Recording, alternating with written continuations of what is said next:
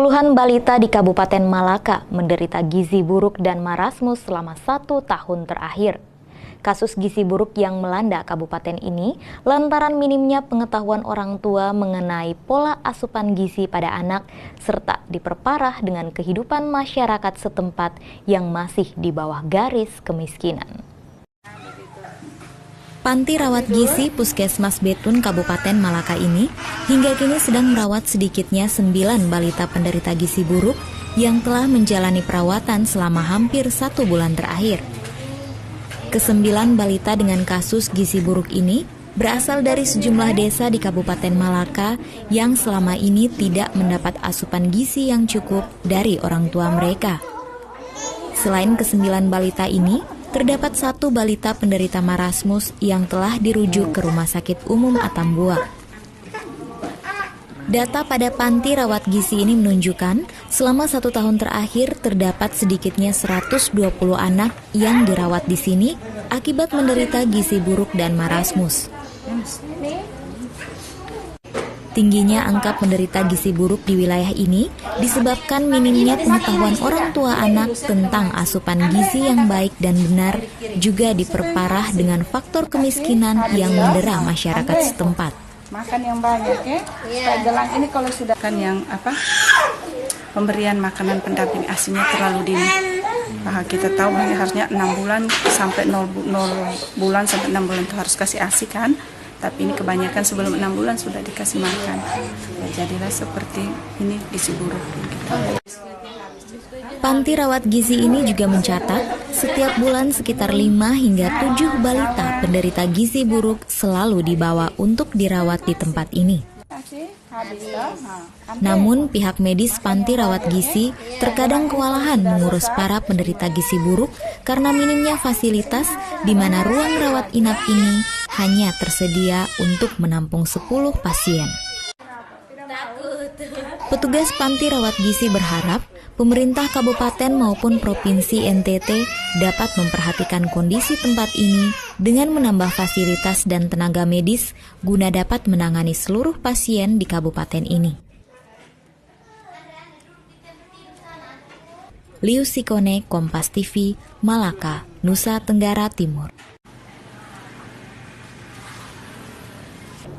Guna meningkatkan kapasitas jurnalistik sekaligus sebagai wadah penyegaran bagi para jurnalis di Kota Kupang, Lembaga Pena Indonesia menyelenggarakan pelatihan jurnalistik mengenai isu kesetaraan gender yang melibatkan wartawan media cetak dan elektronik. Lembaga Pena Indonesia Timur menggelar pelatihan jurnalistik tentang isu kesetaraan gender dalam media massa yang berlangsung di Fatululi, Kupang. Kegiatan yang digelar selama 2 hari ini dihadiri sejumlah wartawan media cetak maupun elektronik, serta sejumlah aktivis perempuan dan para akademik. Kegiatan pelatihan jurnalistik ini melibatkan 3 orang narasumber, salah satu di antaranya ialah Maria Hartidiningsi, wartawan senior harian Kompas, yang membawakan materi tentang kesetaraan gender. Menurutnya, peran media sebagai jendela pengetahuan sangat perlu dalam membangun kesetaraan isu gender melalui pemberitaan bagi masyarakat. Selain itu, para jurnalis yang mengikuti kegiatan ini kedepannya harus lebih sensitif dan responsif terkait isu gender. Kami sangat antusias ya, dan ini lumayan surprising lah ya, karena biasanya tidak banyak peserta itu tidak telaten. Biasanya mereka hari pertama saja sudah pergi, tapi ini begitu antusias. Mudah-mudahan begitu juga ya dalam membuat apa yang didapatnya dilibatkan dalam pekerjaan sehari-hari, sehingga ini ada manfaatnya juga. Jadi antusiasmenya itu sampai kepada hasil eksekusi di lapangan tentang kerja jurnalistik itu. Intinya saya senang karena tadi seperti komentar saya bahwa orang banyak melihat bahwa untuk melakukan kesadaran gender hanya ada pada NGO, LSM, segala macam. Padahal ini kan membangun kesadaran itu semua orang punya hak untuk membangun kesadaran gender di semua lini maupun tingkatan. Para peserta yang mengikuti pelatihan ini mengaku Kegiatan ini sangat bermanfaat dalam membangun harapan kaum perempuan di Nusa Tenggara Timur untuk lebih setara dengan posisi kaum laki-laki. Dengan kegiatan yang digelar selama 2 hari ini diharapkan para peserta dapat berbagi pengalaman dengan sesama jurnalis maupun warga masyarakat lainnya, sehingga isu tentang gender dapat lebih mengemuka ke publik. Kalixtaus, Kompas TV, Kupang, Nusa Tenggara Timur. Minimnya fasilitas olahraga yang disediakan pemerintah Kota Kupang membuat masyarakat menggunakan sejumlah lokasi pemerintah untuk dijadikan sebagai arena olahraga. Salah satu tempat favorit warga Kota Kupang berolahraga adalah di halaman depan kantor DPRD NTT.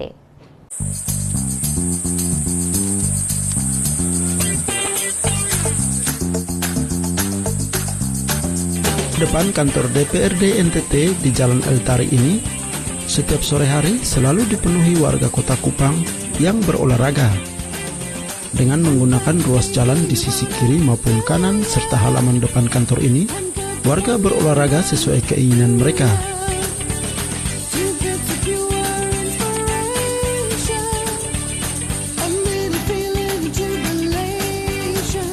Warga yang datang berolahraga di tempat ini terdiri dari kalangan anak-anak, orang muda hingga para lansia.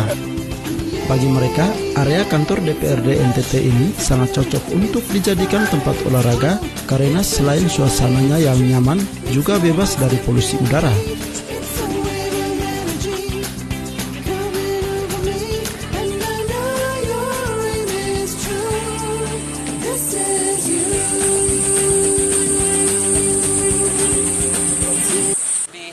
Hijau, terus lebih aman, jadi lebih nyaman lah untuk olahraga. Sudah berapa lama Kak olahraga sini? Sudah hampir setahun. Satu hari misalnya kalau di sini 1 jam, 1,5 jam lah. Sering kali saya olahraga di sini karena di sini tempatnya sangat bagus sekali dan juga itu diminati oleh masyarakat Kota Kupang. Karena ini kelihatannya indah aja itu kalau di sini indah dan juga itu rame.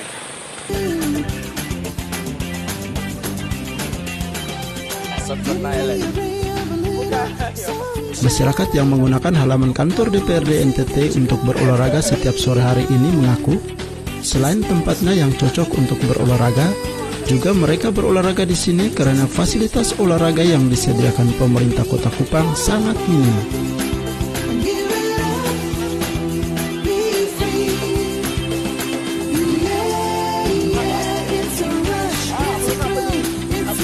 Warga berharap ke depan pemerintah Kota Kupang dapat menyediakan ruang terbuka hijau sebagai fasilitas olahraga sehingga dapat memenuhi kebutuhan aktivitas masyarakat Kota Kupang dalam berolahraga.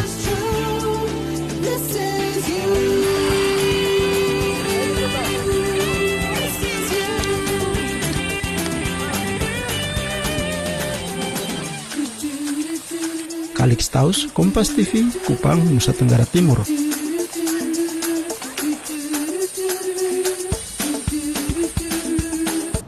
Saudara memanfaatkan lokasi kantor pemerintah untuk berolahraga tadi, sekaligus mengakhiri beragam berita dan informasi dalam Kompas Lobamora hari ini.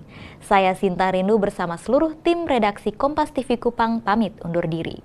Nantikan berbagai berita menarik dalam Kompas Lobamora pada edisi berikut. Sampai jumpa.